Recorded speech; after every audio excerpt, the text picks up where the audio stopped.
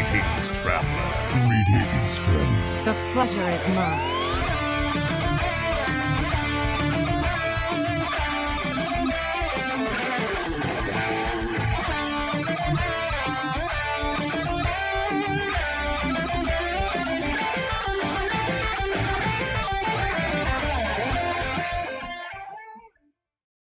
Hello and welcome to episode 292 of Concede, a Hearthstone podcast dedicated to making the Bev side of the game more accessible to you. It is Thursday, May 20th in the evening from Gadgetan, New York. It's me, Ridiculous Hat. From Karazhan, California, we got Bodikus.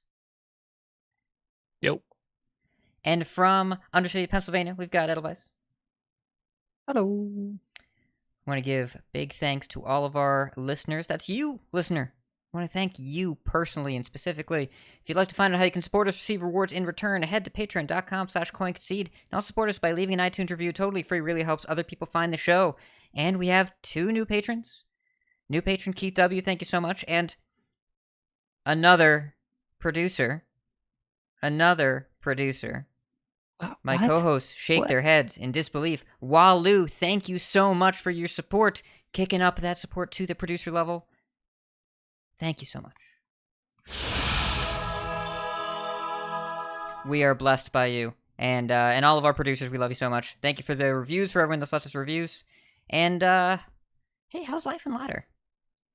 How's stuff going on? So, Bodikus, you get to lead us in. You get to start. Oh, great. So work this week is, we have inventory this week, which, as most people know, inventory is just loads of fun, which is also why we're starting an hour late today, because it's not fun. Inventory sucks, especially when stuff is missing, which it almost always is. So, yeah, and also got to work on Monday, and one of the guys that I get along with really well over there shook my hand and said that he's been terminated. So that was also good news to have one of the people I work well with get terminated. But, you know, our company doesn't terminate easily, I guess. So must have been something that I wasn't aware of. So either way, yesterday played a bit of Hearthstone. Start of it did not go well at all. I was getting kind of close to like 7k MMR in BGs, and then just I felt like I couldn't get higher than a 4th. I got multiple 8ths and just was not going super well. And then so I switched to standard and tried a bunch of different stuff, and none of that went well. Tried a bunch of stuff that I felt like it should have been working. Good decks, but I think it was a mixture of lack of focus and not being super invested in the decks. So, didn't really enjoy that part. But towards the end, I actually had a bit of a win streak going with a rogue deck that I tried a while ago. Because I was trying Secret Rogue for a while, and I thought it was cool, but I couldn't win with it. And then I tried the what's the 3-mana 4/3 Death Rattle Shuffle Ticketmaster things? Yeah, I tried some Ticketmaster Rogue, and I think I won like 5 or 6 games in a row. So it was a good way to cap off the night. That game is pretty fun. Like, I like the tickets mechanics. I wish it was a little bit better. It's not really shuffling things in and then yanking them out is not what the format's about right now, but I wish it was because I enjoyed that gameplay pattern. But I mean, yeah, Rogue I mean, is it's still doing rogue things, so it still wins. But the Ticketmasters weren't necessarily doing a ton of work, but the rest of the deck is just rogue cards, and it seemed like the secret package wasn't doing a lot, and this package was. So yeah, well, I would say this package was. It's the lack of having the secret cards was better. The than 9 having empty deck secret slots. cards. Yeah. Yeah. The hello. Hold on a second. Language hacker, what are you doing? Do not mischaracterize me. I do not want Bomb Warrior back. I didn't want it there in the first place. We're being baited in the chat. Yeah, so I found Secret Rogue to be a lot better pre-nerf just because there were a lot more buffs going around, and obviously Stunner is really, really good against buffed minions and Blessing of Authority. But now there's a lot less of that happening, and it's much more about and Ambush was good against Crab Riders, and nobody's riding crabs these days. So, yeah, I do think that Rogue in general is pretty well situated. I had a somewhat similar experience where I was trying a bunch of different stuff, and I've been hovering like at decent ranks, and then like top 500-ish NA, and then I had a really rough run yesterday, and then I finally said, hey, let me just switch to regular old, I guess we're calling it Miracle Rogue, but it's not quite Tempo, and it's not quite Miracle, I don't know, it's Octobot Rogue? I'm going to call it Octobot Rogue, because that's really what it is. When you're playing Guardian Og Merchant to activate it, it's by far the most important thing in the deck. So... Like the 3-2 is. What is? The Contact. draw engine. Field Contact, yeah. What about it? I feel like that's the most important card of the deck.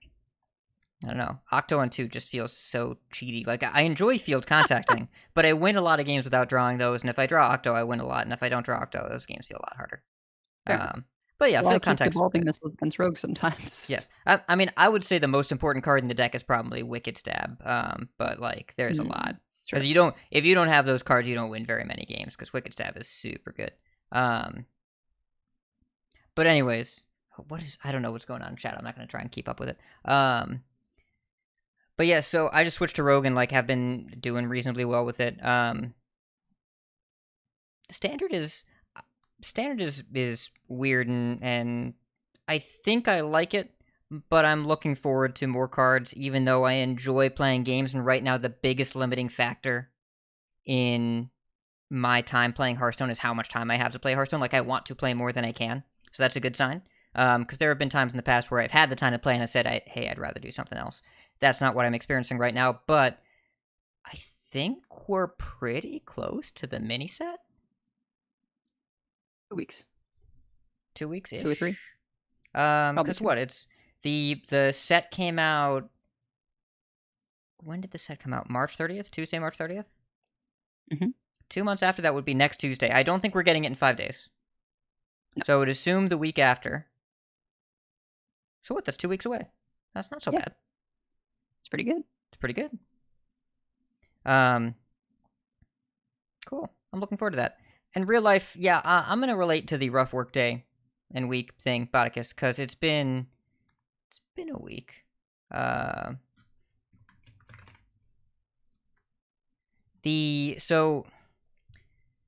I'm in a building with 10 flights, 10 floors. And since last week-ish, the elevator control board spontaneously combusted, which apparently was a known defect, where they just, like, catch fire and melt. And the manufacturer was aware of these issues when they were contacted by the elevator vendor, but didn't proactively replace the parts, which, I mean, if I had shipped parts that might catch fire and melt, I would say you should take these new ones. Why don't you just put them in? They didn't do that. There's no elevator. Now, we had also just gotten some elevator tests, and it turns out there were 5 units that had to be shut down on the escalators. So I've got 10 floors, no elevator, bunch of escalators that don't work. My office on the 8th floor. I didn't use my office this week. But I also found out on Saturday night, as they're closing, our lower level flooded, which wasn't great, because the pumps went down, because there are 2 pumps, and one of them was running fine, and one of them was not. So that second pump, which was there as a backup, was running extra hard, but there's no alarm anywhere. And then second pump crapped out. So we go downstairs, and it's like, why is there water? And there is water. And that wasn't great. And then the elevator's supposed to get fixed on Tuesday. Wasn't. And on Wednesday morning, we had an event on the 7th floor. And I asked the guests, I said, hey, you know the elevator's broken. We'd be glad to move you to a larger auditorium on the ground floor for free. No, they wanted the 7th. They were streaming their graduation. They wanted the picturesque views from the window. So we go up to the 8th floor, which is where the projector is for the 7th floor. Turn it on. Hook up their laptop. Hey, can you make it cooler? Yes. The control panel for that is down in the manager's office in the lower level. So I go from the booth down to the lower level. Turn the AC up. Hey, can you turn the volume up? Back up to the 8th floor. turn up the volume. Hey, can you make it a little cooler in here just one more time?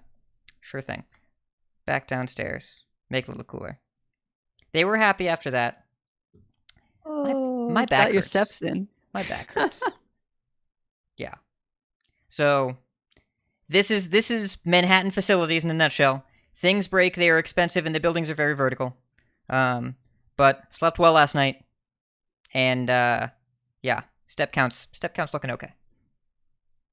So I'm grateful to be here talking about Hearthstone. And not thinking about my building, which I do have to go back to tomorrow. Yeah. How about you, Edelweiss? Well, yeah, I've been having a great time streaming.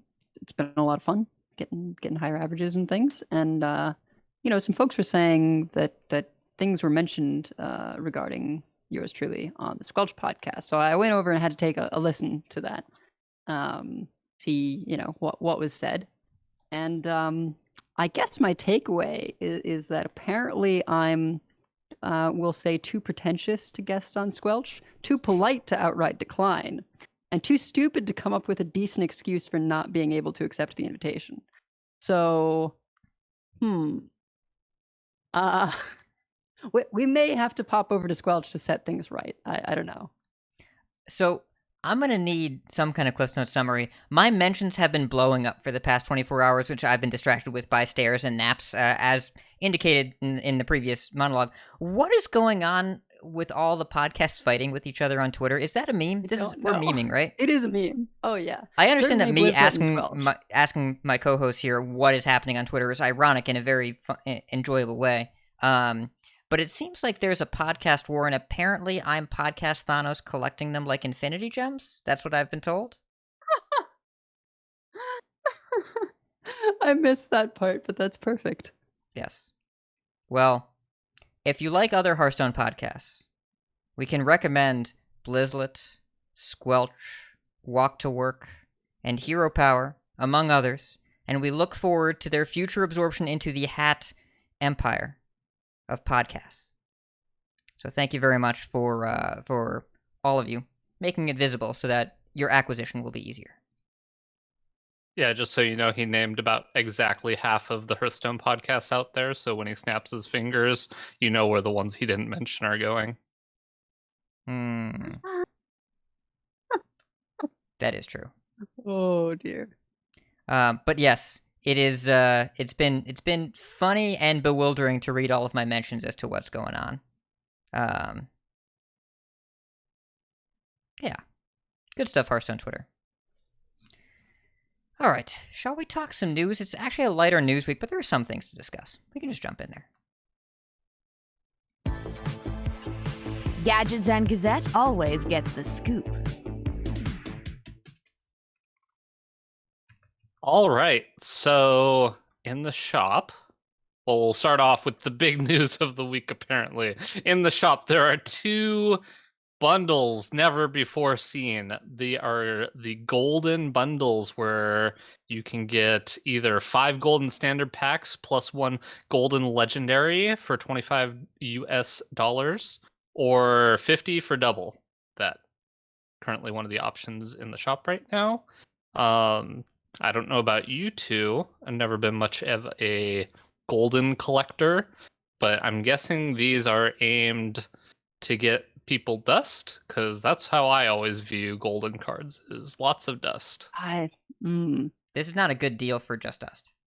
No, it is a very bad deal, I think. Like, the $50 one is 6,400 dust. Like, that is too much to pay for that, I think. Like, you have to get lucky for it to be more dust than usual. This feels like a very gambling set of bundles. Because the potential is very high if you get, golden legendaries, epics.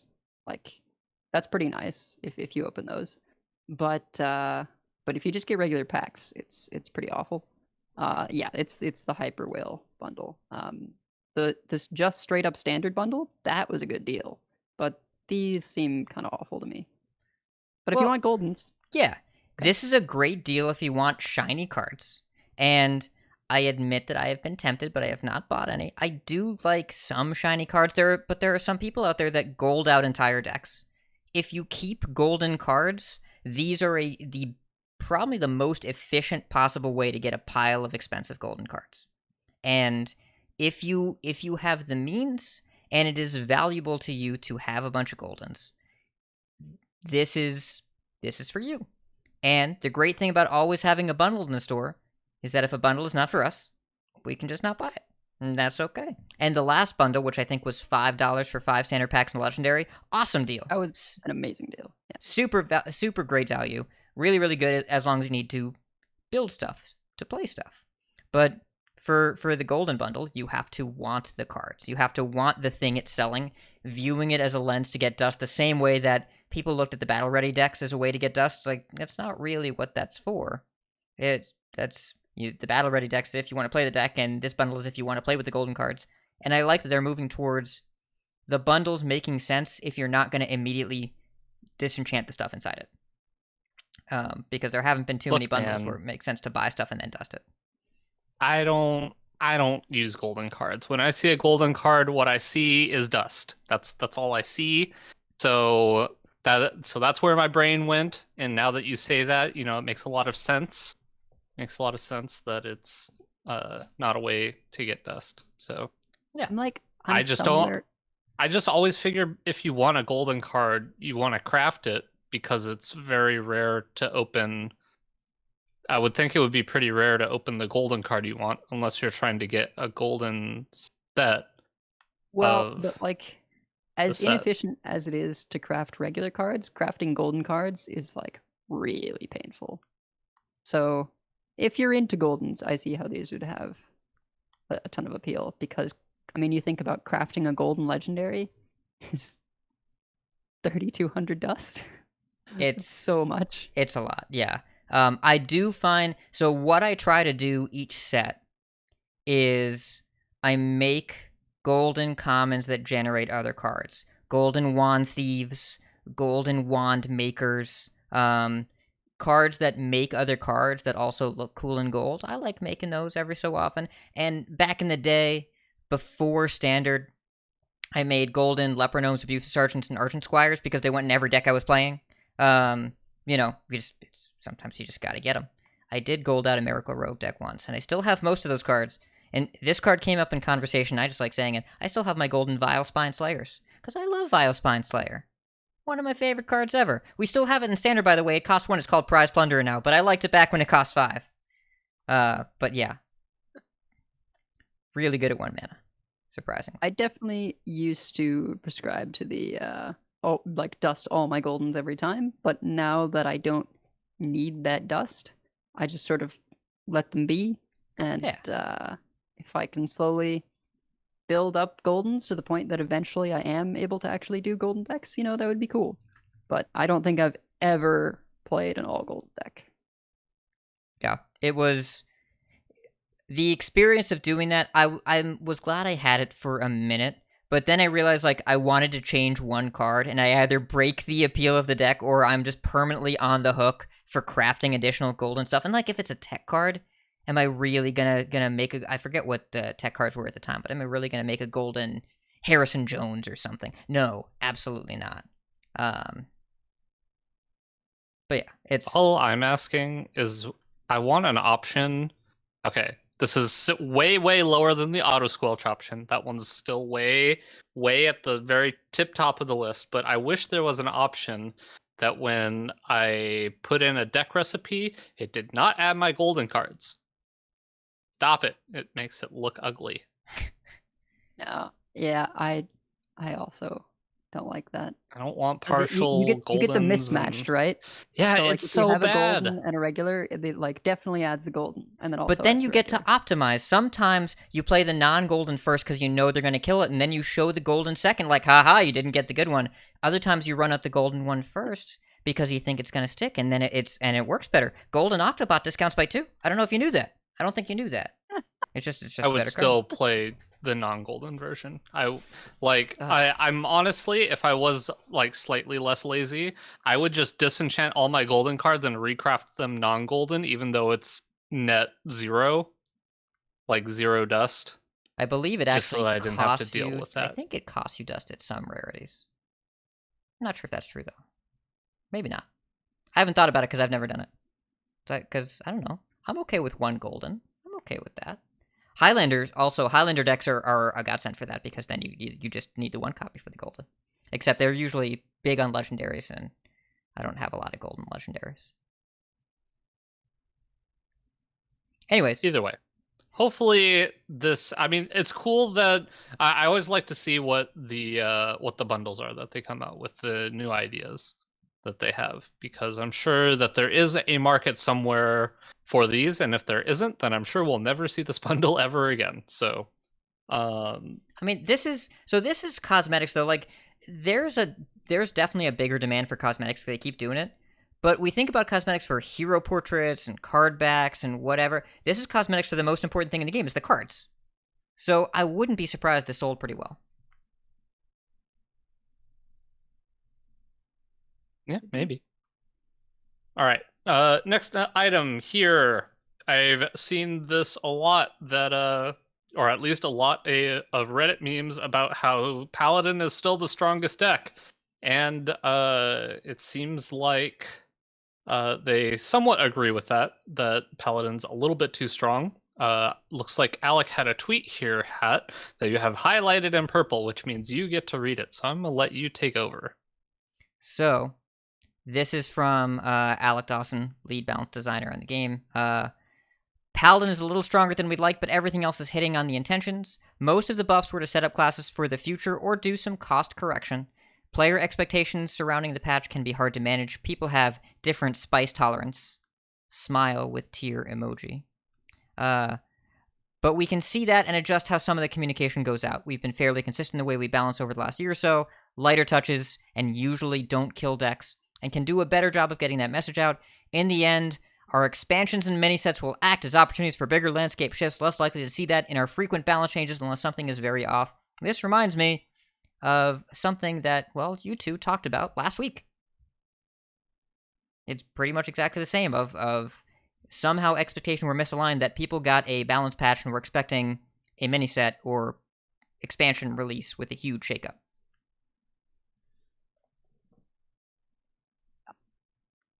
Yeah, and the buffs were not that. They were touches to get things in line. I think, and something that was mentioned was that with the expectation of like, oh, some of the changes are spicy, I think people interpreted that as, oh, big shifts. But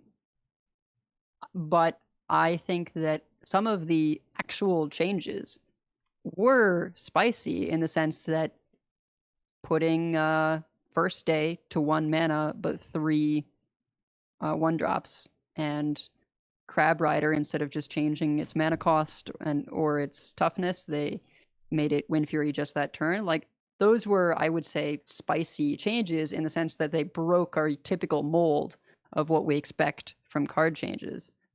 But they were not spicy in the sense of spicing up the meta. Like, no, they were still just depowering things in the existing meta. But I think the change itself was spicy without the effect being that spicy. It's, for some reason, Alec is being...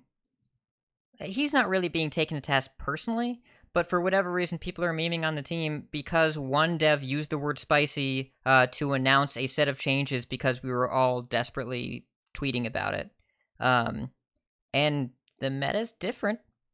This is still a very small format with limited options, and that's not going to change, so we'll get more cards.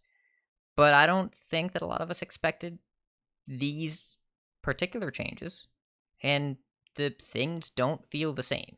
Like, things do not feel the same, and there are ups and downs there as to how good the meta is or how interested people are with it. That's going to be a matter of personal opinion, but I'm just surprised that a single word chosen in a single tweet for emphasis is that big of a deal, Yeah. I think the only one of the changes I got right was the one that I didn't expect them to actually do, and that was Hysteria to 4. Yeah. Yep. Everyone was talking about Incanter Slow to 3, and then Crab Rider to 3 health, and neither of those cards has a 3 on it at all. Yeah, and I thought Conviction would go to 2 instead of 3. Yeah. In terms of damage. Oh, it still does way too much damage, by the way. Yep, fully agree with that. Yeah. Though I haven't seen a ton of them. Conviction, because yeah. I'm just I put it back in lists. yeah. I mean, good. I think you should just have it in decks because it's good, but yeah, I just haven't seen as much of it lately. The next item on the docket is some notes about Arena. So there was a Out of Cards article where Iksar confirms how Hearthstone's arena matchmaking works with tracked skill rating. So essentially, to kind of summarize, or one of the big notes, I guess, from the article is that contrary to popular belief, match outcomes are decided almost entirely by the skill level of the players involved. We know this because we track a skill rating as well. We don't just use it for anything outside of data tracking. They don't use it for anything outside of data tracking yet. Just don't. Here.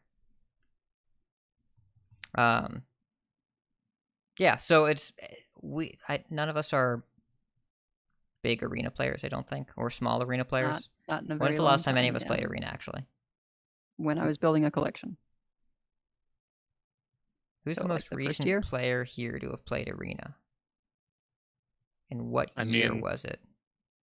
I Oh. played for the Halloween event. Okay. So if you click the arena button and you use a ticket and you click the leftmost card every time and then concede 3 matches in a row, does that count as playing arena? No. No. All right, All then right, I it's am been the a arena expert really on this long time. podcast. It's one of the two. We don't really engage with the mode much, but I did find the discussion as to how the matchmaking worked to be pretty interesting. Out of Cards summarized it. Patine was tweeting about it. It is each value or each record is assigned a value, and then you matchmake that way. But it's the better player wins the match almost always, regardless of deck composition. So I found that interesting.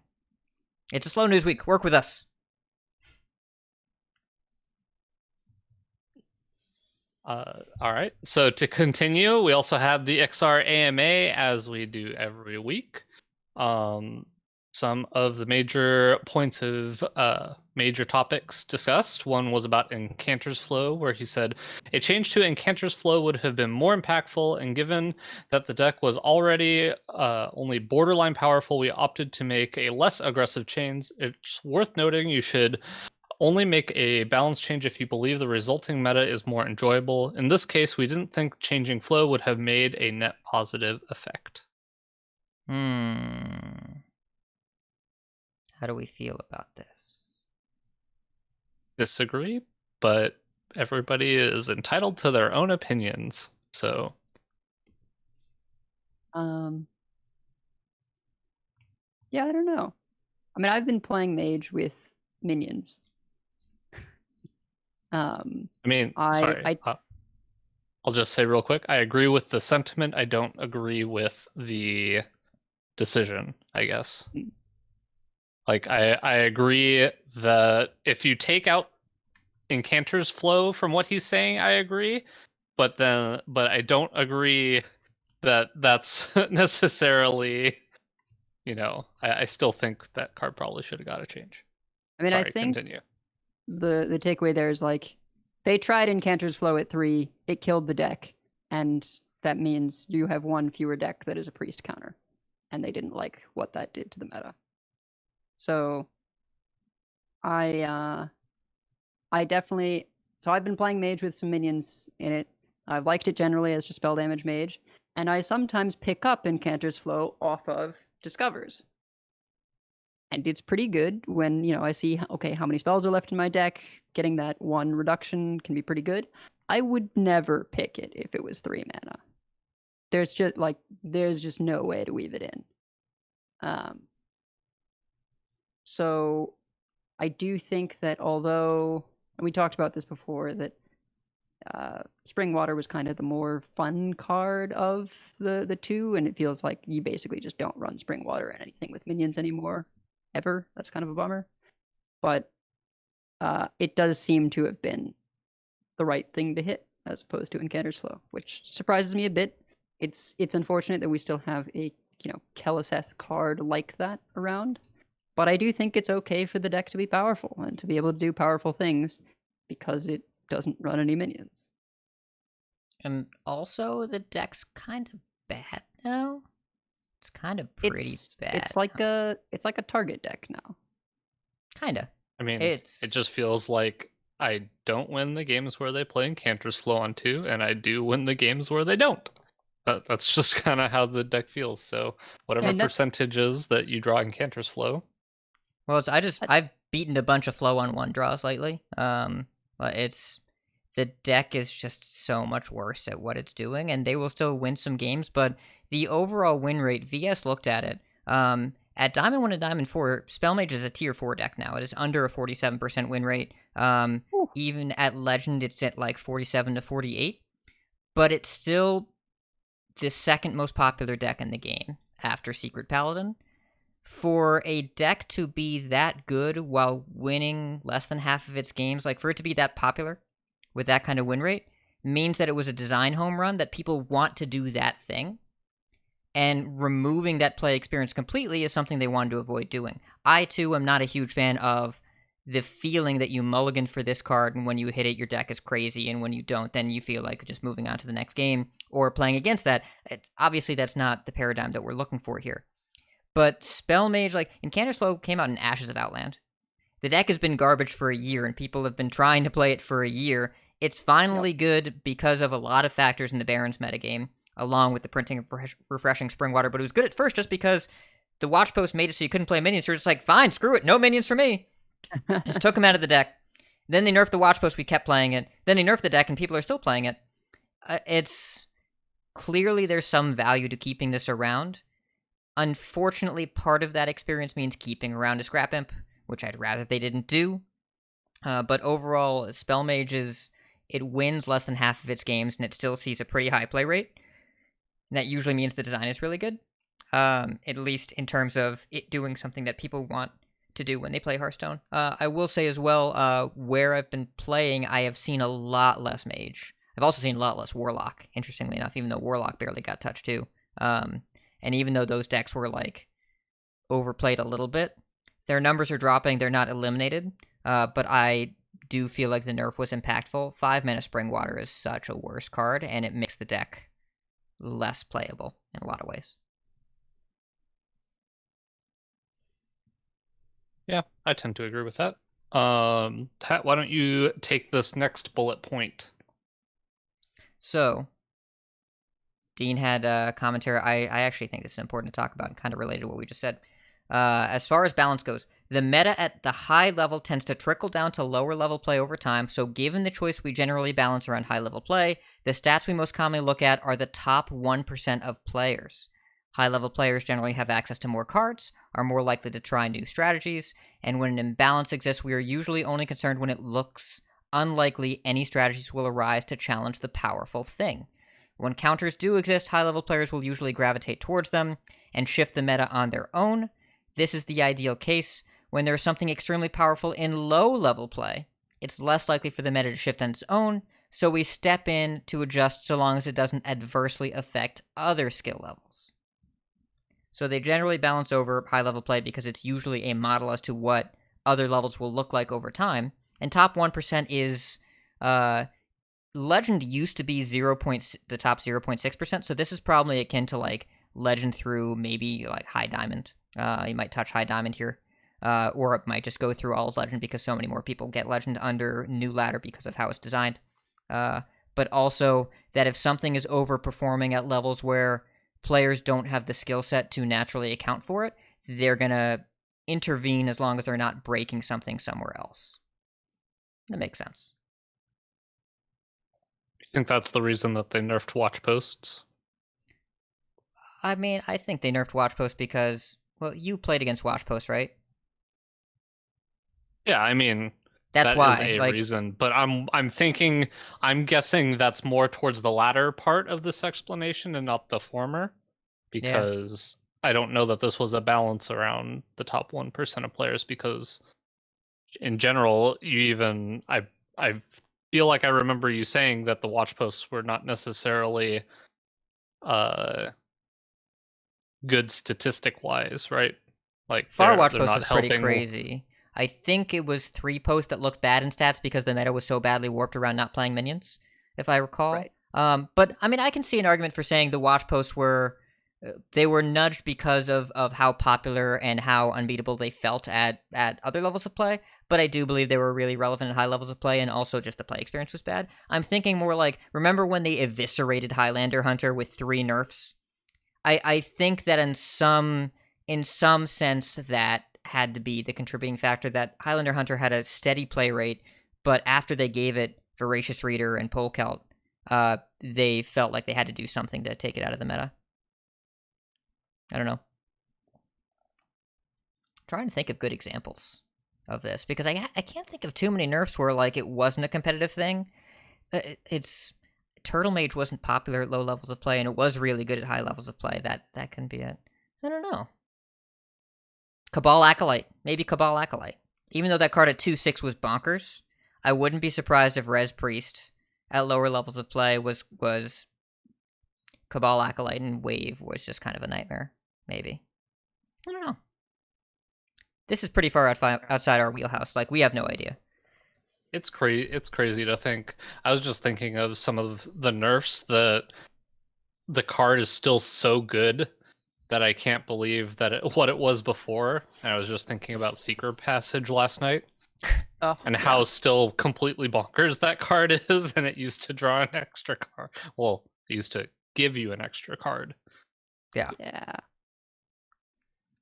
There have been a few cards where like the post nerf version is crazy, and then they were printed without nerfs. Well, and like Sword, still really good at Yeah. 1/2, opposed to 1/3.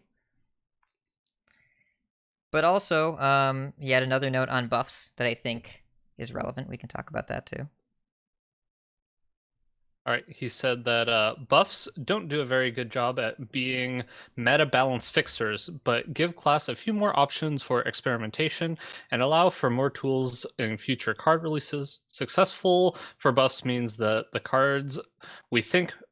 Hold on, I need to read this. Success for buffs means that the cards we think make for better play experiences have a higher chance of being used in a deck. Success for nerfs is almost always a meta level change or a population change to a particularly unfun play style. Kind of what I expect. Yeah. For these. And again, kind of like what we talked about last week, and they've been pretty clear on buffs too. They don't want another Pocket Galaxy. They really, really, really, really don't. And so these were small nudges. Though, I don't know about you two. I've seen a lot of N'Zoths. A lot of N'Zoths. I have, and that feels a bit like an attention thing more than anything else. You think I it was don't good the whole feel... time? Yeah, exactly. I think actually the buff to N'Zoth wasn't the putting it to 9 mana. It was the nerf to Crab Rider. Okay. And people had their attention drawn to it because it also got put to 9 mana. But the 9 mana thing doesn't feel majorly impactful, because I'm usually still kind of filling up the pool, like, for N'Zoth. So I'm not playing a bunch of N'Zoths on 9. It happens sometimes, and it's powerful. But like the only things that make it really feel like, okay, this is where it's better at 9 are a deck where you have Broomstick, so you can rush in the things you get, or Demon Hunter, so that you get to hero power with the Illidari. Like, we probably wouldn't be doing N'Zoth and Demon Hunter if it wasn't 9. I think that I can feel kind of safe about, because getting to attack with Inquisitor is pretty dumb. I will have you know. Inquisitor is pretty dumb. I will have you know, I was testing a Druid deck, a N'Zoth Druid, and my Cenarian ward hit Inquisitor, And so you bet that I saved an Innervate, and when I slammed the Zoth on 10, Innervate, Hero Power, get him. Yeah. I got a lard yesterday. Oh, you got beaten by the big bird? Well, I mean, I got beaten by the 2 Illadaris that smacked me. Well, the first one smacked me in the face, and then I got rezzed by N'Zoth, and it smacked me in the face. And then that one stayed in play, and they played the third one, and then both of them killed me. It seems plausible. I love how Jambre made a deck where you play Costumed Entertainer just to buff your Inquisitor, and you philosophy it and all that, just to make as many Inquisitors as you can, because making 9/9 or 11/11 or whatever rush chargers every turn, one a turn every turn until the game is over, is a good game plan. Who would have guessed? Who would have known? Rush and charge. It's not like one or the other. It's both. It's a you charge get win to period, rush, yeah. and then you also get to charge. It's not seems just like a that's gotta get singular hit option. at some point, right? I don't know. I mean, it just solos. It's also one of those cards where, like, there are certain cards where it's dangerous to leave it in play. Illidari Inquisitor, if it lives, you just die. Like, because you took the charge damage last turn, and then the next turn it has Wind Fury. Like, it cannot be suffered to live. So something that I've been doing lately, I've been thinking about this, because I've been playing Rogue, and I think about minions, where your opponent is more likely, if you pass the turn, and they have to pass it back and leave the minion up, they would rather concede than end the game. I think Illidari Inquisitor is up there. I've experienced this multiple times with field contact, where my opponent has to leave it up, and then rather than continuing the game, they say, no, I'm all set. I think the number one answer of all time, though, is, it's not Emperor Thaurissan, so that's a pretty good one. I think it's Altruist, because I cannot think of any game in the history of Hearthstone where I got to start with an Altruist in play. I don't think that's ever happened. Yeah, my favorite answer for this, even though I don't think it's as powerful as any of those answers, was Lyra Dunshard. Basically, any game where that minion survived a turn, I was winning. For me, it was Tony. That's like the old one that I remember. I can think of very few people also that get to start their turns with Antonidas in play. Yeah, I can think of very few games where you don't concede after if you have to pass the turn with Tony. If you're like, oh, I hope this Tony survives because that's the only way I win the game, you might as well just concede because that Tony dies every time. No, there were definitely times where, you know, you had to use too many resources to other parts of the game, and so you're like, okay, well, we're gonna position ourselves as best as we can so that against this board-based deck, we just like mirror entity and freeze things and protect our Tony. And sometimes your Nova Tony would just win the game. The question is not if you win.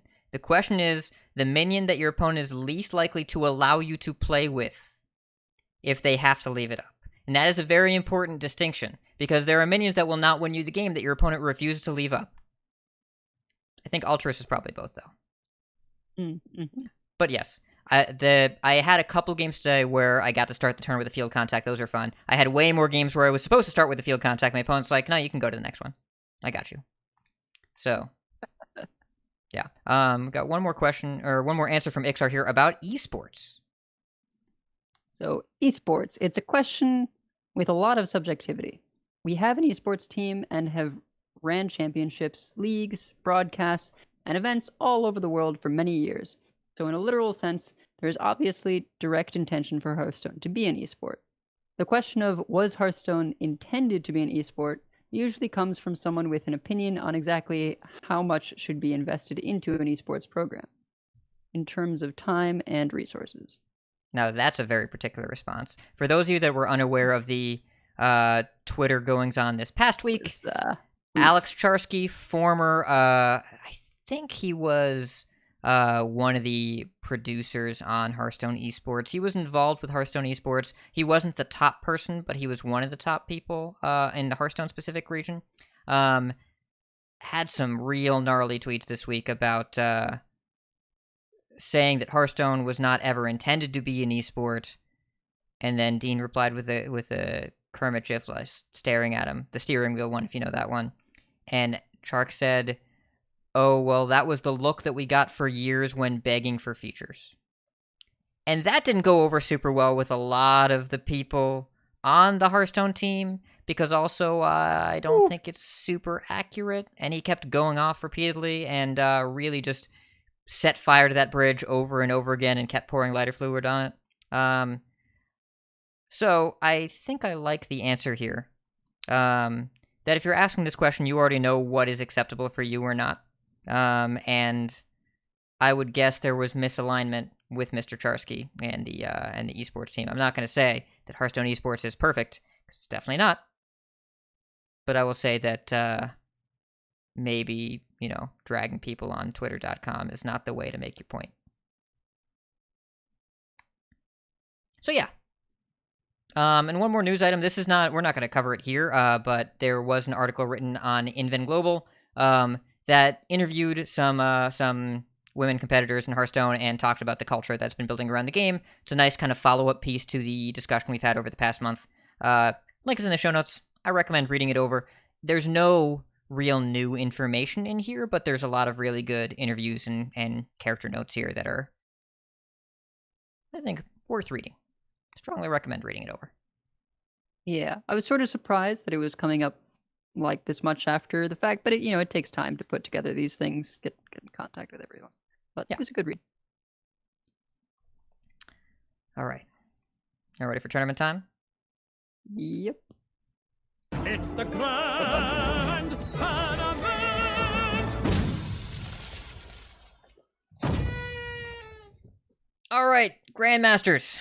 So we're in week 6 out of week 7 right now. There are a few folks that are nearly guaranteed to be relegated. Impact and Tyler in particular. There are a few others under pressure. There was a situation this week that we shall talk about. French player Blizes and French player Zim were paired against each other. Zim is on the brink of relegation, and his opponent, who is also his countryman and teammate, did not show up for their match. Missed call time. Got DQ'd for that match. Still, in the tournament, whatever. Still a Grandmaster. But then Casey tweeted a screenshot that Blaz was not online in the Hearthstone client, but was online in the BNet client on their Grandmaster Super accounts that they can only use to play GM events with. Now, that doesn't necessarily mean anything. It could just mean that he signed into it, and then left it ready to play. He claimed via Twitter that he was taking a nap because the match was running long, and then he didn't wake up for it, didn't set his alarm right or whatever, and was late, and it was his fault. Apparently, Zim wanted to play. They both wanted to play, but rules are rules. It's also worth noting that a disqualification here carries a monetary fine of $1,000, as we know from the Firebat situation, who also overslept. However, it is more suspicious here because Zim could have been relegated. Blaz is safer. Not safe, but safer. And it's possible, that was alleged, that maybe he didn't show up to get his teammates points. Thoughts? Yeah, I think I was initially sort of like, oh, wow, this seems like, could be seriously collusion. Like, that's not great. But when you consider how often you're just like online, but not anywhere near your computer, nothing, right? You just sort of like left it there. I'm online right now. Right. Yeah, like it kind of doesn't mean much. And like, okay, it's the super account that you wouldn't normally play on.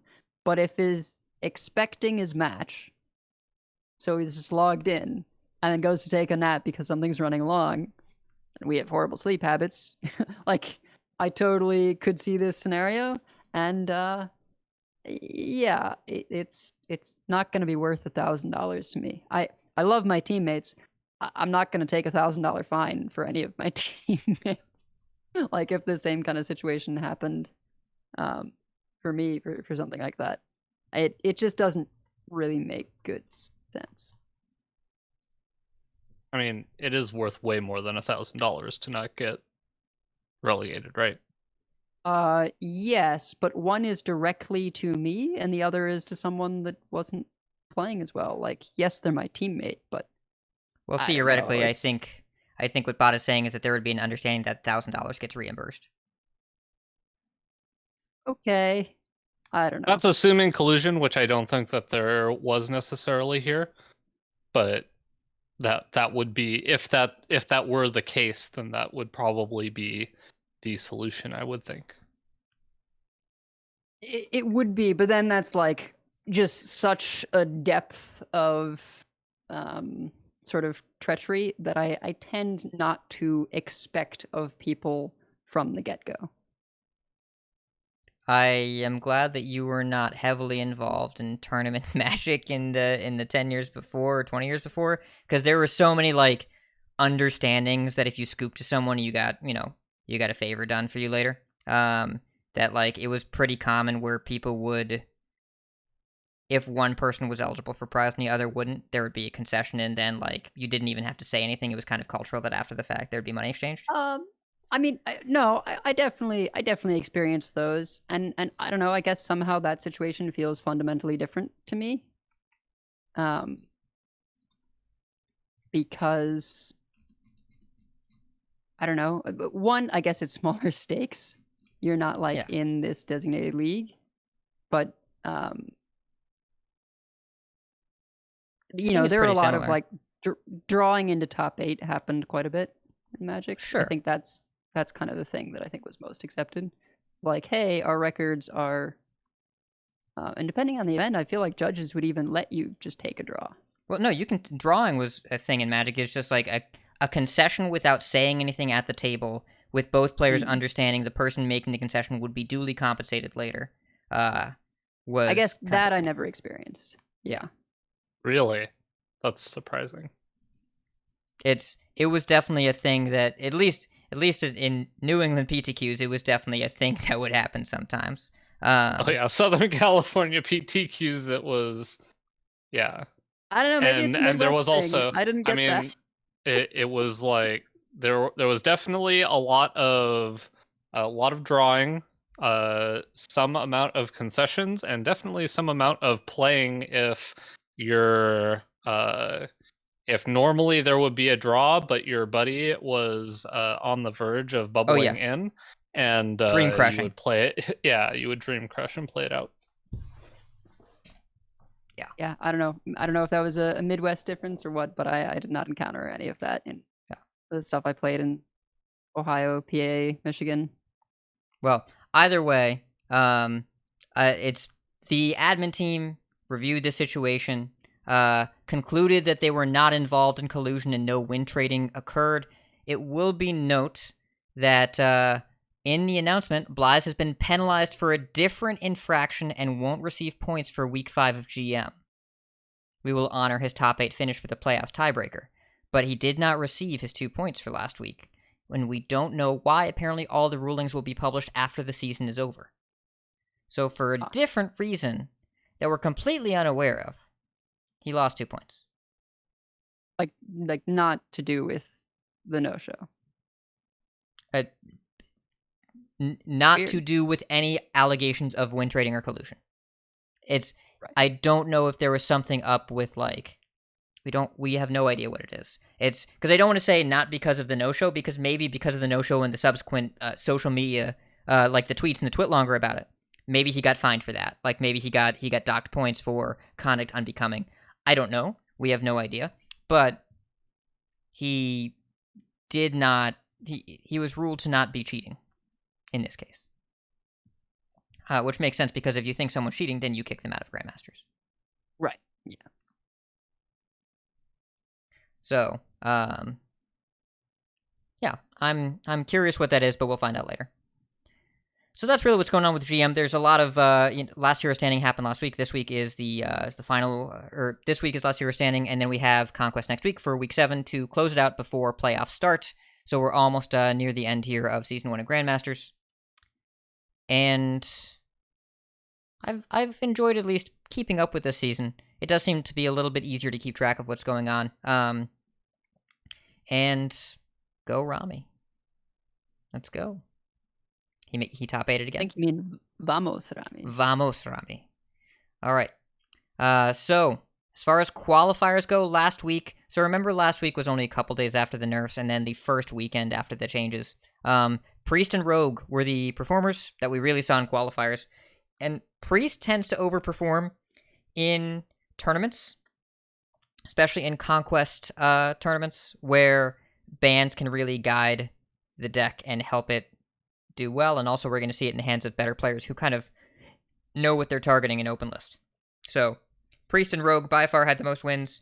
Some mages, some warriors, not very many paladins, but it was fine. A few warlocks, a few demon hunters, a few token druids here and there. If you're looking at the best tournament win rate deck, it was Secret Libram Paladin last week, to the surprise of nobody. It was really just Baby Bear's list. People took Baby Bear's list. She did really well with it. She was rank 2 in America's like the first week, and she hasn't played at all, and is probably going to qualify for Dalaran because of it, because when she logged into check, she was still top 10. So, Rush Warrior is fine. Miracle and Temple Rogue is fine. Priest is the most banned deck, so you're going to see a lower win rate for Priest in the qualifiers, because it only plays if you have a plan for it. So you only see Priest in play if people are bringing Poison Rogue and whatever, and mid-range Demon Hunter. So, it didn't do all that well, but don't let the stats fool you. And also, Control Warlock and Spell Mage in general underperformed, even though Mage won a few qualifiers. It didn't do all that well. The stats are pretty low. And when we look at ladder, it's about the same. The Data Reaper report was pretty interesting this week. And Paladin's still quite powerful, but it's not the same kind of Paladin. Librams are way more popular. Nerfing Edwin Van Crab dramatically changed the competitive landscape. That you don't have to build your early game around killing a 4 health minion anymore. And that means that Librams got a lot better. And along with that, the buffs mattered. There are some new archetypes. Corrupt Priest might not be a meme. It's okay. It's not great, but it's okay.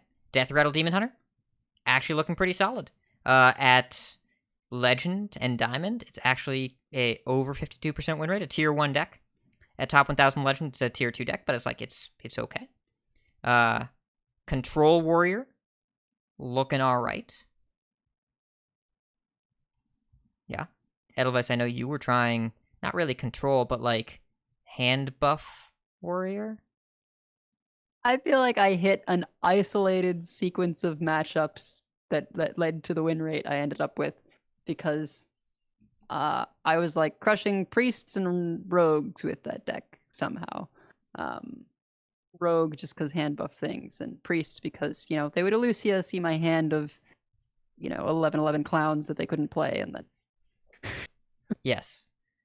Oh man, I love when the priest of Lucia's and they can't do anything, but they see their impending doom. Yeah. I was doing and then you get to play their soul mirror or their like Apos or something. Yeah.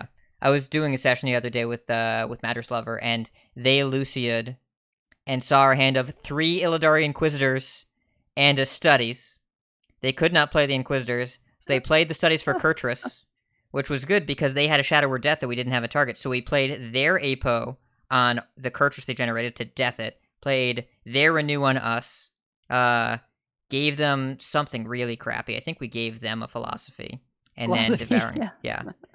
It was a very enjoyable experience where we took 4 of their cards and they got to see how many Pyroblasts were coming. So yeah. Lucy has like uses in this metagame, but not that many. All I'm saying is I spoke about how excited I was for Shield Maiden, and all of a sudden Really Control Warrior's a deck. Yeah, Just and it's really saying. just because of that. I mean, other meta shifts too, but Yeah, like, it's that was a the big decline deal. of Crab Rider is the big one. I think that is really the thing. And Control Warrior, I should point out, it's more Conquest than Ladder right now. It's okay on Ladder. I will note, I lost today to a Clown Warrior. That's my fault. No, like not No? your Clown Warrior. Okay. Control Clown Warrior. Where Oh, they I've tried that too. played a bunny to corrupt their clowns. Yes. Yep, that is what you play. and they played a clown, and then I Vanessa'd their corrupted clown and played another one back. And then I shadow stepped one of them, and they played another clown after trading in their clowns into my clowns. And then I played another clown. Then they traded and played Yasharaj, and then they conceded. But it was an experience. That's Yeah. that's a little more ham than I would go, but yeah, I mean, I experimented with the idea of, instead of the rush shell, just doing a totally control shell, but with clowns as the win condition. And yeah, I mean, I don't know. It's a possibility. It's a few more cards than like Rattlegore or Cthulhu, but it's a fun option. Bodicus is noting in the chat that if he had mentioned that story, I would have called it a clown fiesta. I would like to say that Bodicus came up with that pun and identified it, and I am proud of him. I would like to share that at this time. Try not to interrupt. It's okay. You deserved it. All right. Tournaments, ladder. No cheating. At least not that we know of. It's time to talk Rogue. Can we talk about Rogue now? Yeah. Yeah.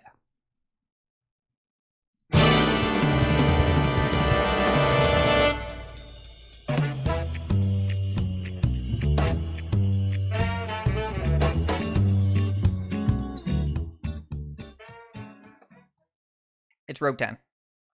Yeah, we hadn't covered Rogue for a while, and Hat was like, yeah, let's cover Rogue. Rogue's pretty good right now, and we're pretty much going over the, I call it Miracle Rogue because it has that Gadgetson feel. You tend to draw your whole deck into no longer Leroy, but another Shadow Step win condition of Alex.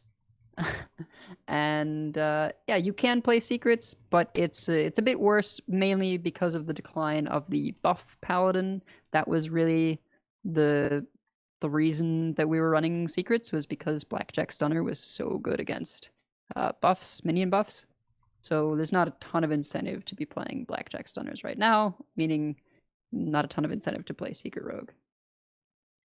So yeah, Hat, why don't you sort of walk us through this? What's really the game plan for this deck? How does it play out? All right. So we're talking, the deck we're referring to is Vicious Syndicate Miracle Rogue. You can stunner if you want to stunner. If you feel like beating paladins, but it's worse against other stuff like Edelweiss said. Also, Poison Rogue barely qualifies as a rogue deck, but if you want to play that deck, here's your 10-minute guide, your 10-second guide. Hard mulligan for the weapons. Play it, play poisons, hit opponent in face, draw Cloak of Shadows, win the game. And if they play 2 minions at the same time, and especially if one of them has taunt, then you can just move on to the next one. So, Miracle Rogue, Octo Rogue, Tempo Rogue, I don't know what kind of rogue you want to call this. Vicious Syndicate calls it Miracle Rogue. It does feel Miracle-esque, except your gadget stand cost 1. It's called Secret Passage. But when you look at this deck, it is pure, efficient tempo stuff and Alex. Which is just an awkward burn spell you can Shadow Step. And the rest of it is all really, really cheap stuff. There are 3 cards in the deck that cost more than 3. And this is very much in tune with what Rogue decks have looked like before. World Kick Rogue did not look really all that much different. It had Jandis, so we have Jandis still, even though she cost 6, still really good. Kazakis and Alex to work with your burn spells. So, you're looking at this deck. Don't think of it as a value deck that can go face. Think of this as a Smork deck with card draw and mana cheat. Because that's what we are. We want to hit people. We want to hit them quickly, and if we can end the game before we go Alex Tenwu Alex, you would rather do that. That's a backup plan, but that's not plan A. So step 1, first thing you want to do. And we're going to talk about mulligans. Don't worry about that. We'll talk about mulligans a lot because that's what everyone wants to know. But we want to talk about general ideas to how the game state goes. First part of the game, you get on the board, and you stay on the board. Now, you look at all the removal options we have here. Technically, Guardian Og Merchant is kind of a removal option, but also if you play a minion, you Og Merchant, you trade, that's removal. Prize Plunder is a bananas card. Super crazy. We've talked about it before, but that, especially in combination with Shadow Steps, you'll kill whatever you want. And you also have Brain Freezes, which is really good right now. It's a very efficient 1-mana deal 3. I will also note that Plunderer and Og Merchant are both activators for your Octobot, which is the most important card in this deck, I think. It lets you cheat a lot. It's by far your most important mulligan. You don't always coin it out on one if you have it and the coin, but you often do. But getting it down, it very rarely takes the full 4 damage early. You really just want to worry about combustion, devolving missiles from Mage. Sometimes Demon Hunter can develop enough attack to kill it in one hit, but rarely. And if there's a Paladin minion down, sometimes they can buff it with a Conviction or whatever in trade. But it's pretty hard for people to remove an early Octobot. Just because it's 4 health is a lot of health. I mean, we saw that with Crab Rider, and now people are even building around 4 health minions less. So, you can get Octobot down.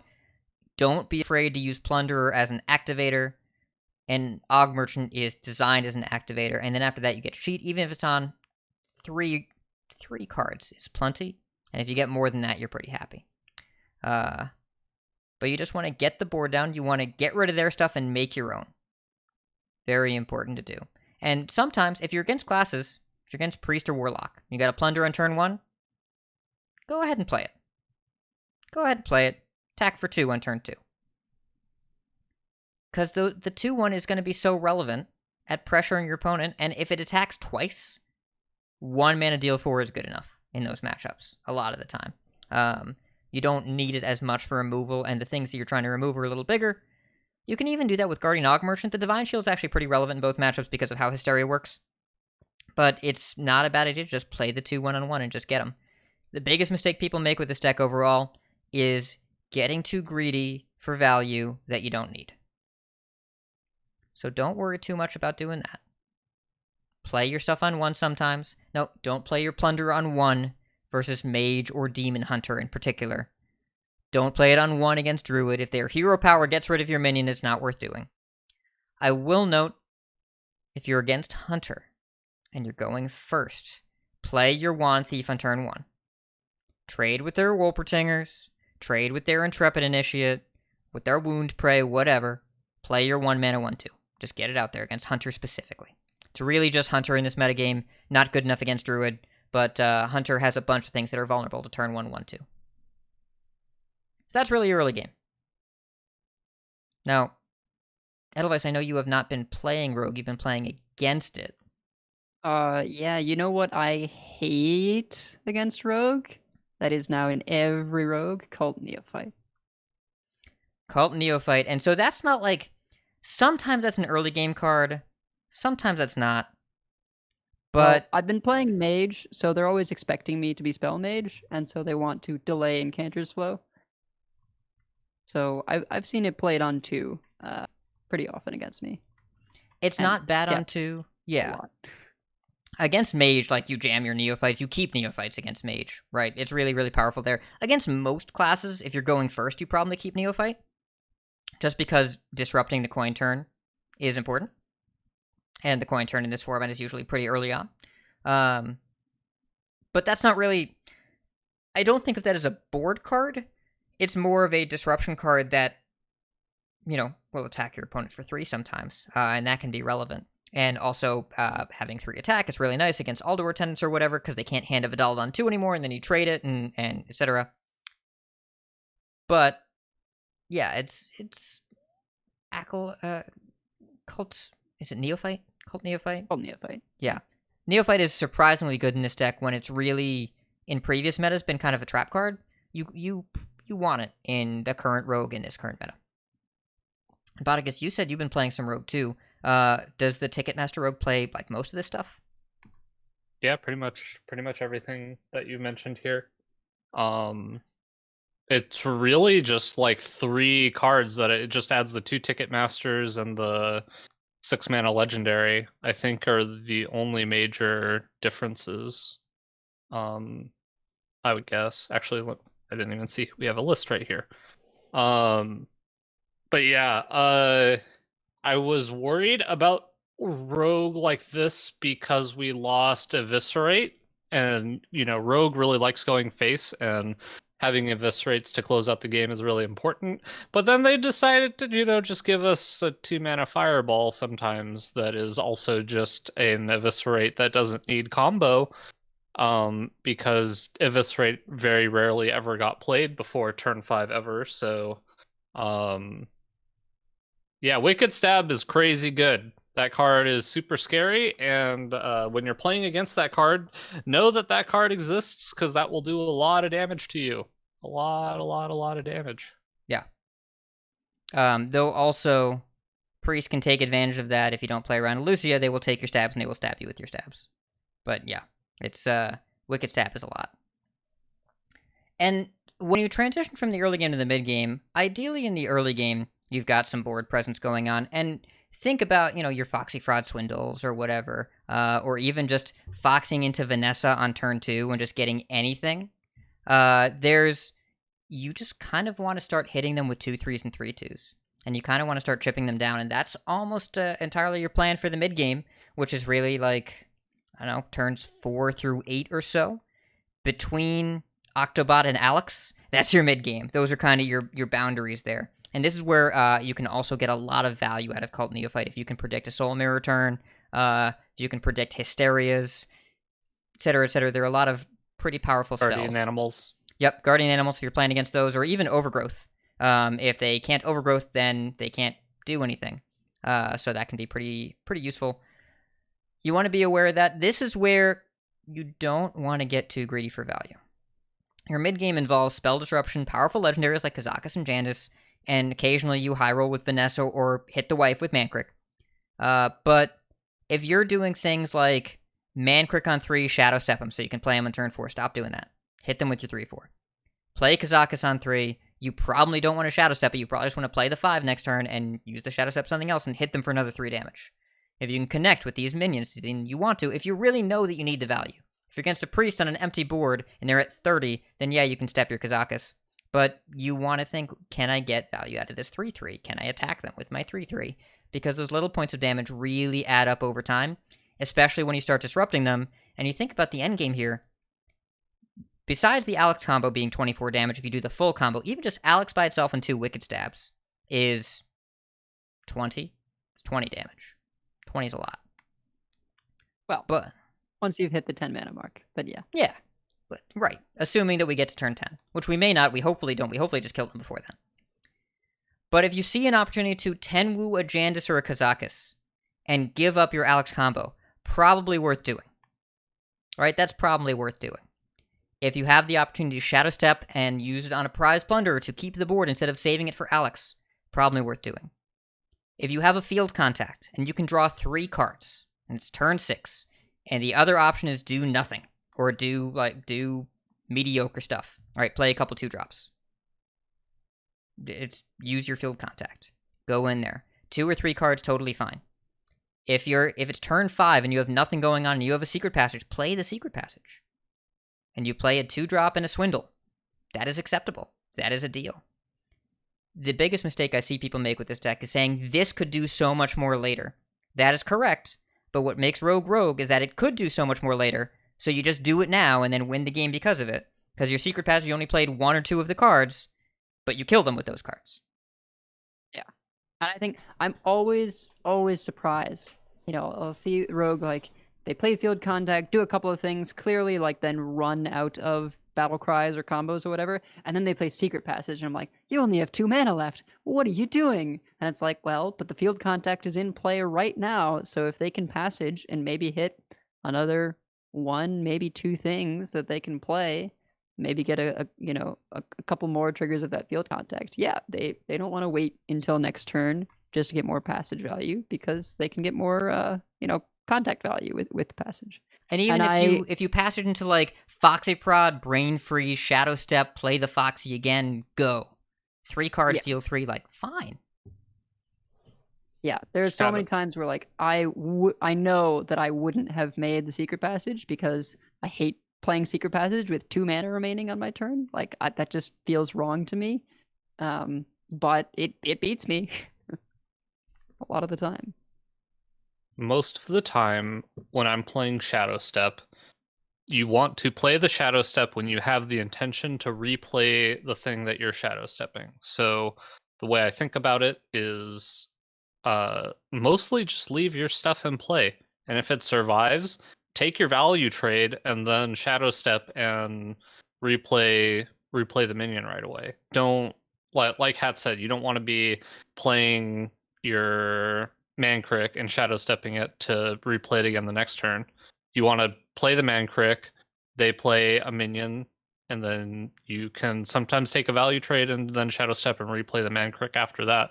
Or with Jandis, play the Jandis and leave it in play, see if they kill it, and if they don't, then you can shadow step it and replay it the next turn. But you want to give yourself the option to make the shadow step be valuable when you play it and not valuable the next turn most of the time. The things that you would consider potentially shadow stepping and not replaying would be a field contact if you're really low on gas and you absolutely need to keep it going.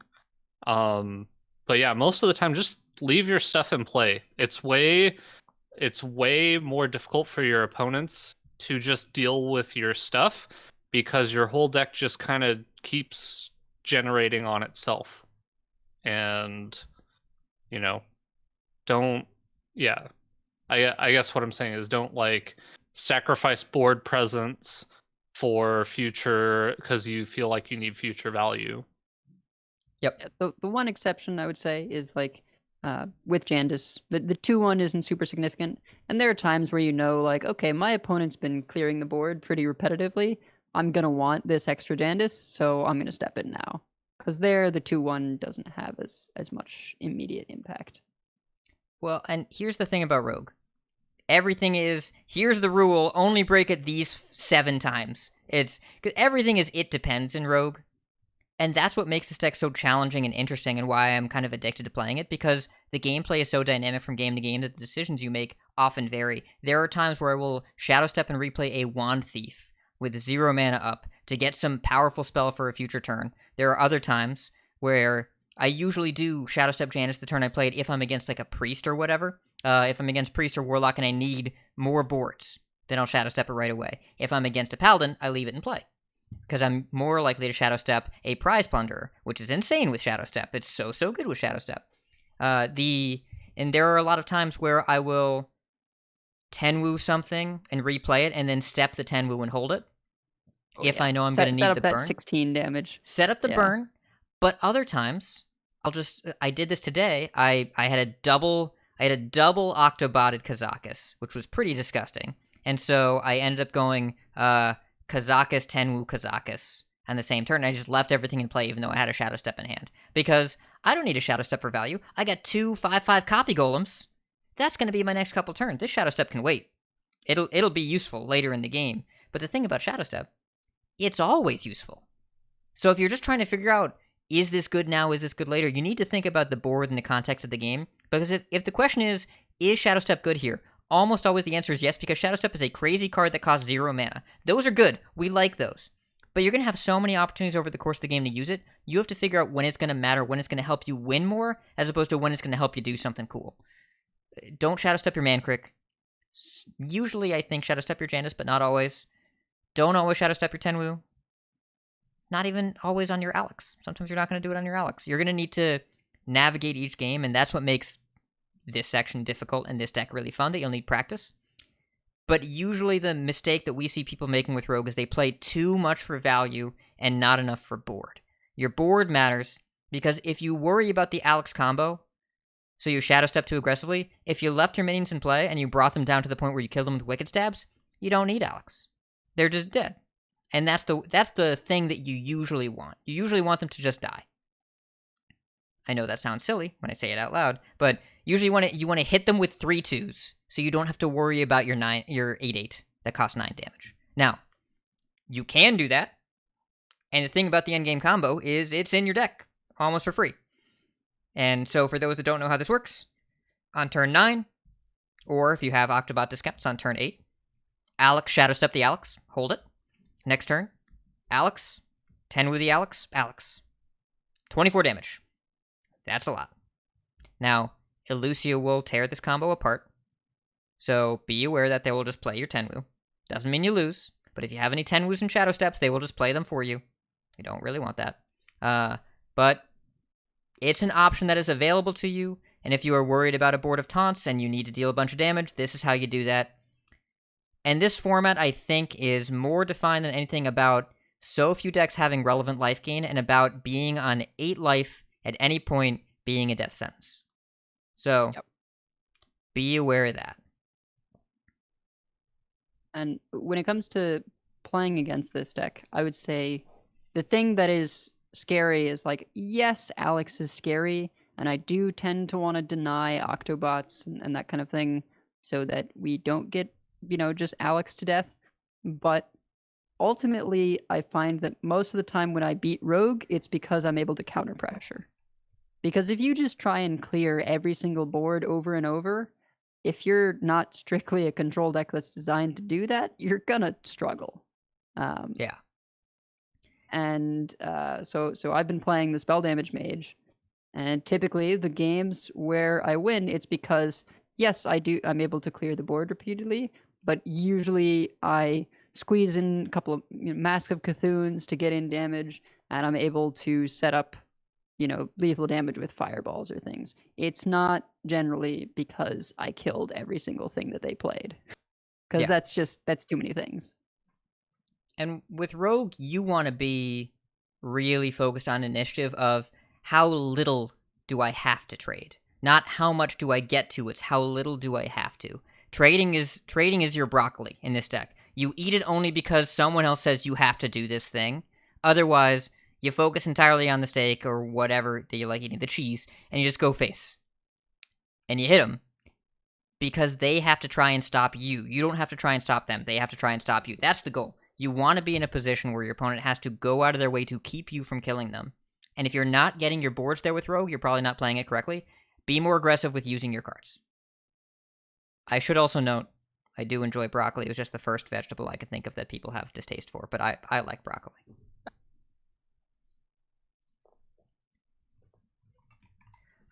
So,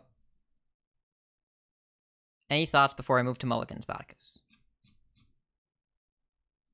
Nah. Alright. So, let's talk about mulligans. What do we think we keep? What are your guesses? I mean, Octobot.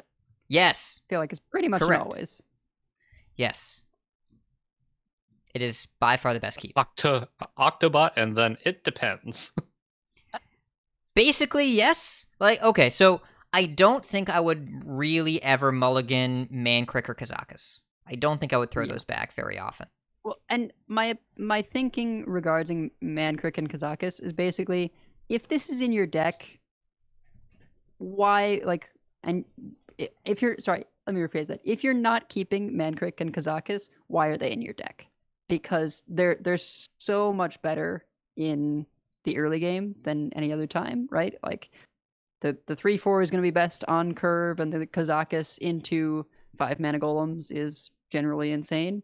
So if you're not going to be keeping those, something's going very wrong. The only thing I can consider is maybe I wouldn't keep Mankrik against Face Hunter.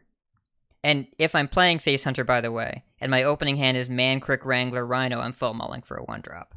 But in Rogue, yes, I think that it's pretty important to always keep it. And I agree with you that and with Mankrik in particular, early is really good for us because we play Swindle.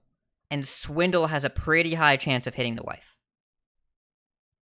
But Rogue, I like Foxy in the opener a lot of times, especially going first, because you're going to have problems activating your combo cards. Yep, and you can even just play it on 2.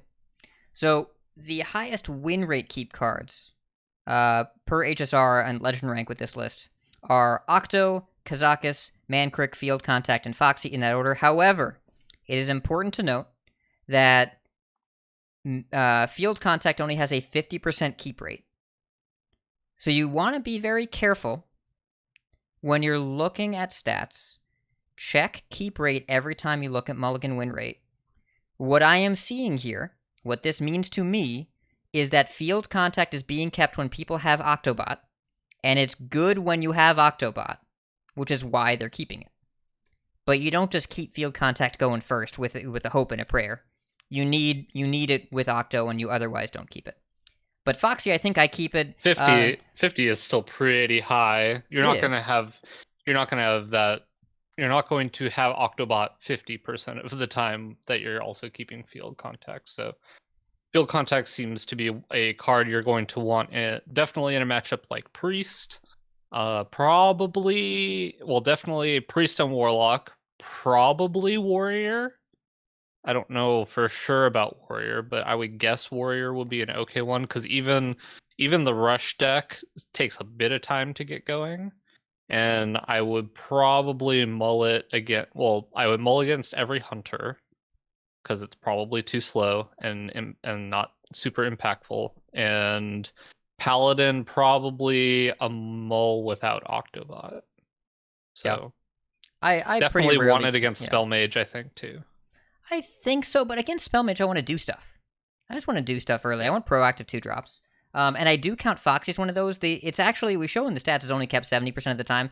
I keep Foxy going first even when I don't have a combo card. I think it's fine. And also, if it's Foxy into Wand Thief, that is okay. Play your cards. Don't wait for a Swindle. Don't wait for Vanessa. Just play Foxy into Wand Thief going first on turn 2. That is totally okay. Just get it out of your hand. And Foxy for Brain Freeze comes up a lot in this meta. I have been incredibly impressed with Brain Freeze since the nerfs. It is one of the more important cards in the deck, and the amount of 1 mana removal in this deck is pretty bonkers. Yeah, Brain Freeze has been good for me in Mage as well. There's a lot of things that you want to kill with 3 health, and if it doesn't kill it, you get the freeze. So it's felt amazing pretty much all of the time. The freeze has been surprisingly very relevant in a lot of matchups, especially against decks with like Druid with go big minions, but your game plan is to burn them out, just freezing one of their minions for a turn to give you the opportunity to potentially get through with an extra 3/2 to finish them off with your Wicked Stabs in a turn. Brain Freeze has just been super good. Yeah. Really powerful there. So, like I mentioned earlier, I do recommend keeping Wand Thief against Hunter if you're going first, and then you play it on 1. And there have been a few times I've been against a Paladin where I have some other relevant card to keep, like a Mancrick or something, and then I will keep Step and Plunderer, because you're basically guaranteeing that you're going to kill the first couple things they play. And so if you know they're going to play like one thing a turn, then that can be relevant. I don't know if that's usually the right thing to do. I would say that it probably isn't, especially with the rework to First Day of School. A lot of times, Step and Plunderer won't kill all their stuff because they go pretty wide now in the early game. But if you can get out ahead of them, then that can be valuable. Really, like, you just want to be a little impatient and get on board before your opponent does. Because having initiative with this deck is everything, and converting your 2/1s and 3/2s into face damage, or board control if that's what you need, is really, really, really relevant. I know we've mentioned a few times, I'm going to mention again, this is not just a value deck, it is a board presence initiative deck. By far the most important thing. And I want to look at one other thing here on Mulligan's hat. So Swindle, it's kept kind of a lot at 50%. What are your conditions for keeping Swindle? Pretty much only with Foxy? That's what I do. I think Swindle is usually overkept. Yeah. A lot of the time. I agree. Yeah. People really like Swindle because they say when I coin out Swindle, then I get 2 new cards. You know what else gives you 2 new cards? Clicking the cards in your mulligan for free gets you new cards. Put the Swindle back in your deck. I like Foxy Swindle. I will keep Foxy Swindle because that's free and I get the 3/2. But otherwise, I don't think I ever keep Swindle unless I have specifically Foxy Fraud. I'm trying to think of any other time that I might. I probably overkeep Swindle, but I keep it a lot on coin and almost never without, unless, of course, I have Foxy. But usually it's also because I'll have a 1-drop too. So I like coin Swindle, Prize Plunderer, or coin Swindle, Wand Thief, because the deck is... The thing I've struggled the most with is finding ways to activate your combo cards. So activating multiple combo cards with with your coin, I think is relevant a lot of the time. Yeah. But I could be wrong there. It can be relevant. Like, it's my main thing about Swindle is that if you have to kind of go out of your way to make it a good card by activating combo early, and it's not at all what I want to do early game. Early game, I want to get stuff on the board. So if you know they're going to have removal, like if you're against a slower deck, it can be relevant, especially if you have some kind of follow-up to it. And sometimes if I have an Octo on the coin against something slower, then I can keep a Swindle as well, because it's pretty good there. But everything is good with Octo. So I'm not sure what I'm supposed to be looking for. Oh, yeah, and also if I have coin, but I'm playing against an aggressive matchup, I don't keep Swindle. Don't. You don't want cycle cards. Swindle is very much a refill card, against your more controlling matchups where you can afford to be a little slower. Yep, I agree. And I will note, Jandis Barov is a card you should generally consider keeping a lot of the time. Against not like, so you don't want it against necessarily the more controlling decks. You're looking for more stuff to do early.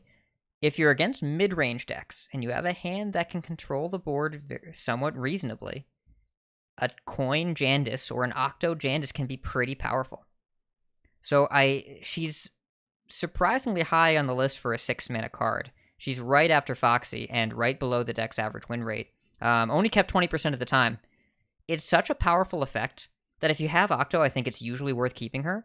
And if you're on the coin and you're against, if you're against, I don't know, maybe a warrior or something, I could totally see, because Edelweiss, you've been playing a lot of warrior. I am guessing Jandis is one of the cards you least want to see in the mid game.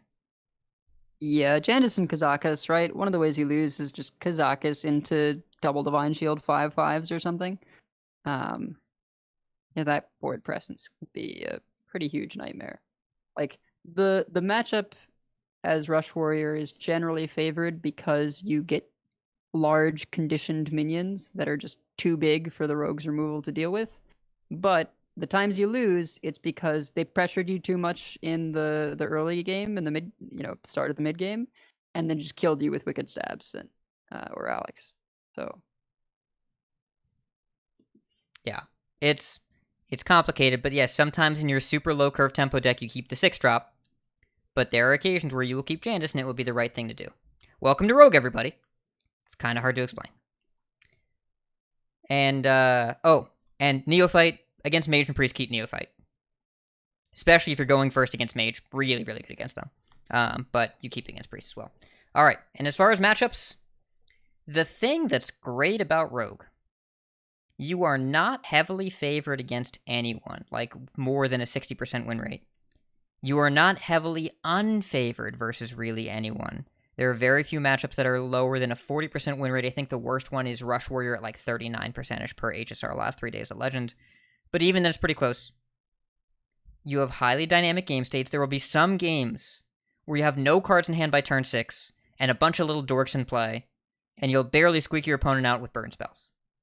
There will be other games your hand is overflowing with cards and you are going to burn cards, and you have too much stuff, and you're not sure what to do, and you fall behind a little bit on board. And then and you play a bunch of rogue cards and all their stuff dies, and then you have a full board and you have to worry about making sure you have board space and hand space for the wife, because you don't want to draw the wife and burn it, which I have done recently, by the way. So that's really dynamic from game to game, but also if you have the value draw and then you get hit by fast paladins, you're going to die. If you have the tempo draw and then you get Libram of Hope twice, you're going to die. So you got to be aware that sometimes not all draws fit all game plans. The tough matchups are generally Warrior and Priest. Like you said, Edelweiss, conditioning's bad news bears for us. Especially if they playmaker conditioning and play a bunch of bumper card tokens or whatever, they just go super duper wide. And Priest has a lot of condemns really good against us, and they have a lot of life gain. With Priest in particular, get your Wicked Stabs out of your hand. They will Elucia you. You often will play your Shadow Steps too, just to make sure that Elucia is not as good against you. Elucia is bad in most matchups. It's very good against OTK Demon Hunter, and it's very good against Rogue. And you will often have more value playing your Wicked Stabs for 4 on your opponent rather than them playing them for 6 on you. So don't save them for the killer combo, because the killer combo might be your opponent's. You have to really be aware of that in Priest. We're generally pretty happy to see Warlocks. Most Demon Hunters are pretty good for us, though OTK Demon Hunter really depends how good your opponent is and how fast your draw is. We even have decent game against Token Druid. Almost always, I think it's correct to play for initiative and pressure, though how fast you play for that is different. You don't coin Octo against Priest. It's not worth it. You also usually don't do it against Mage. You coin Octo against decks with 1-drops, against decks with minions, against Rush Warrior, against your Paladins, but you don't need to do that against a Mage or a Priest. You got a minute. The 1/4 is not going to win the game for you, and they're not going to activate it. Don't feel like you need to coin. When you coin, you have to know what you're getting out of it. And if you're not value bumping with the minion or getting the discount immediately, you're not getting anything out of Octobot. So don't worry too much about coining that out early. Save the coin for some kind of relevant tempo and pressure play, which might come on turn 5 or 6 instead of turn 2 or 3, but that's okay too. And the most important thing in the format, both as this deck and against this deck, keep track of how far from 8 you are, because that is your life total. Everyone starts 22. So there have been a few games where I'm at 11, and I have to kill a 3 attack minion off my opponent's board because letting them hit me once and bring me to 8 means the game is over. We have no life gain. You can sometimes scam an Ice Barrier, whatever, but we have no life gain except for our own Alex. And if they get to Alex first and we're going to be at 8 health, you're dead. Be aware of that, whether you're playing with this deck or against this deck. Very, very important. Thoughts? Feelings? Rogue Yeah. is fun. Yes. It plays like basically every rogue that's ever been a rogue that's been popular, and still fun because rogue is fun for me. I would enjoy playing this deck like with Hat, but gosh, I do not play fast enough. No, you don't. I feel extremely confident that you do not. Very few people. Like, this deck has a lot of game actions, a lot of animations that you have to worry about. You have to be aware of how long the Secret Passage animation takes. You have to be along of how long your Wicked Stabs take. There's definitely a bunch going on here. I'm going to post some replays that I've had recently with the deck in the Concede Discord. If you're interested in learning it, I'll post some wins that I had. There have been plenty of losses, don't worry, but I'm going to post the wins because I can at least use results-oriented things. Say, I must have won that game because of my skill and not because of positive variance. But it's a tricky deck to play optimally, and even if you don't play it optimally, you can win some games. But I found that in Rogue Mirrors especially, my opponents always have more cards than me, and then they die. You know, I like, they play too much for value. Just hit them. Hit them with 3/2s. That's enough.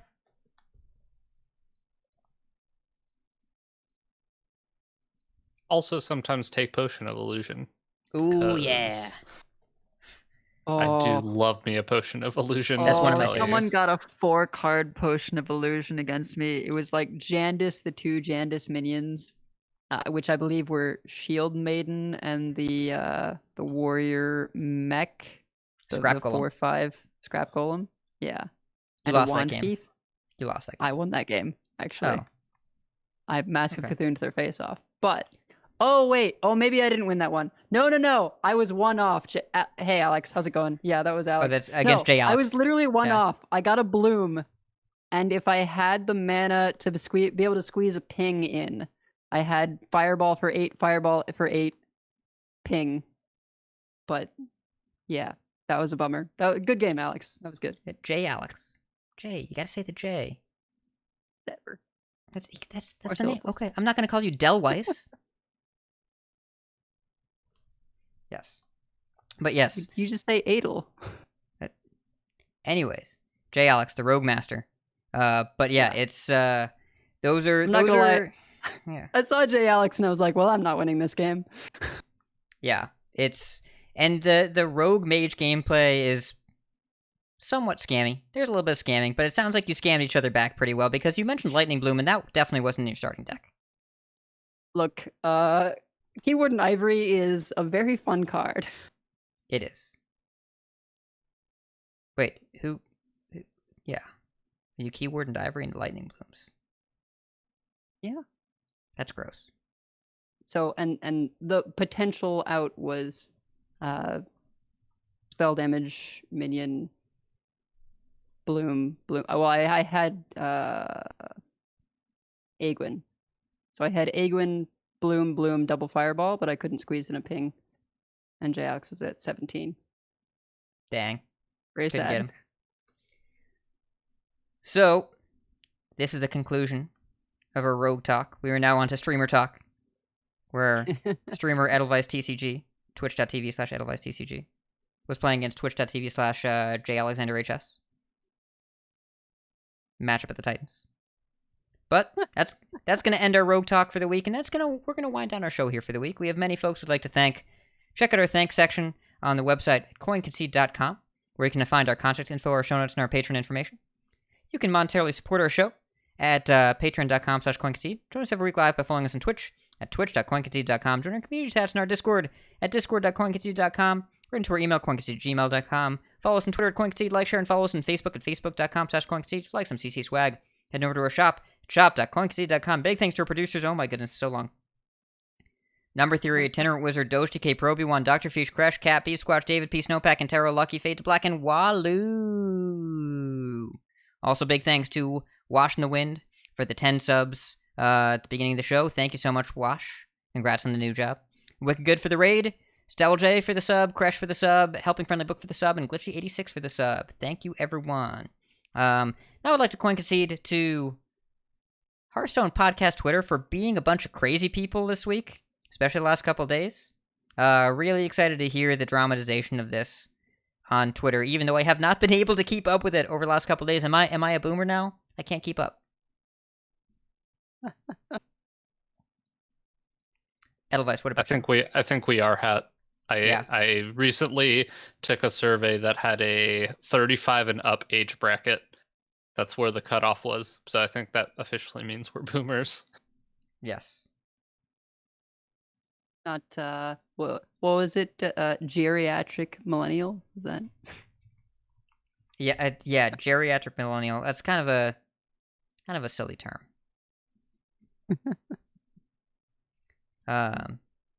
Edelweiss, coin concedes. Yeah, so mine are to Crash and Major Death. I did their coachings last night, and we had some games. With Major Death, we were on the N'Zoth Paladin, and I think my sheer presence for the first 4 games, they just conceded within the first few turns. I don't know what it was. It was an interesting coaching, but in general, we did very well with N'Zoth Paladin. Pretty solid deck. Lower curve one, that one just had double Oh My Yogg, double Steed as the secrets. And then, the Vicious Syndicate package. Yeah, and then the Conviction. And you kill people a lot faster with that deck sometimes. Yep. And I do like that sword package. I know that it's hit or miss, but I like that, first, there are no holy secrets in the deck, so you can't hit it off Knight of Annoyment. And that means if you only have those 2 secrets, you're guaranteed to hit an Oh My Yogg with a swing. And it can be nice to have a pony up all the time, but you're guaranteeing if the first swing doesn't hit Oh My Yogg, the second one will. And sometimes you hit the first one and they break it, then you hit the second one, and that is backbreaking. It's pretty insane. Yeah. No, that's definitely very powerful. It's like a little risk reward in terms of worse if you draw secrets, but it felt pretty good. And then Crash and I played some of the Spell Power Mage of APXs that I've been playing. I've been enjoying that deck quite a bit. It's definitely not tier 1, but it still feels powerful, and you can get some surprise turns. It's felt really nice. And then last coin concede to Jay Alexander, because we had a really sweet, fun back and forth game. It was very enjoyable, and totally didn't expect him to be in the chat. So yeah, he was probably here to talk to a chat about how wrong we are about Rogue. Probably, yeah. Yeah, it's okay. I mean, he's probably not wrong. No, he's got, I think, 20,000 Rogue wins, something like that. Jesus. Yeah, it's something insane. Vodkas, coin concedes. I will coin concede to Edelweiss, because a couple weeks ago we had a fun talk about Critical Role and how she is catching up. Has has a ways to go, but yeah, it's fun to talk about a show I enjoy a lot.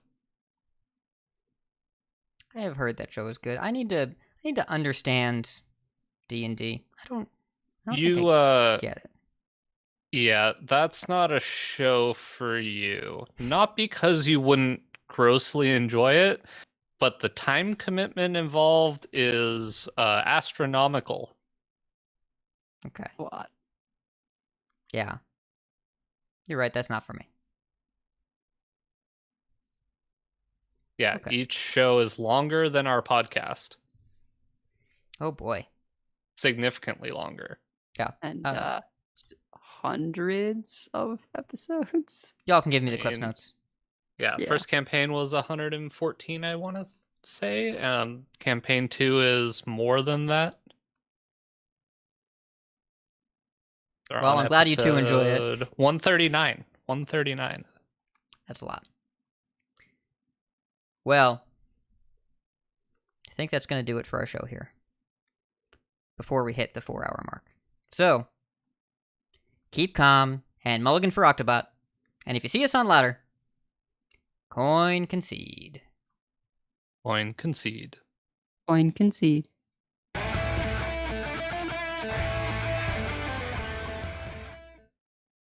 All right, stopping recording. Thank you so much, stream. Really appreciate you being here as always. We will see you next week. Bye.